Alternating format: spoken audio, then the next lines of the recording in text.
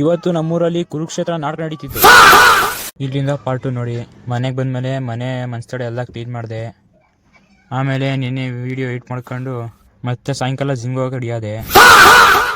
ಆಮೇಲೆ ಗಾಡಿ ತಗೊಂಡು ಜಿಮ್ ಕಡೆಯಿಂದ ಹೊರಟೆ.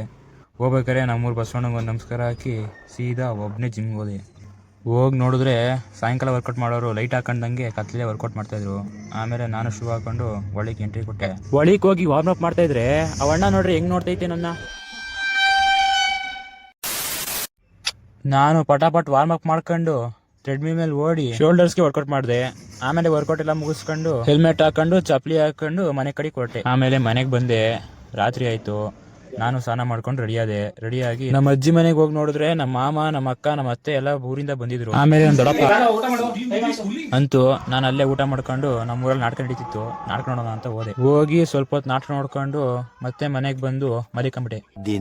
So hi guys, very good morning. ಬೆಳಿಗ್ಗೆ ಲೇಟಾಗಿದ್ದು ನೋಡಿದ್ರೆ ನಮ್ಮ ಅಪ್ಪ ಆಲೇ ಕೆಲ್ಸಕ್ಕೆ ಹೋಗಿತ್ತು.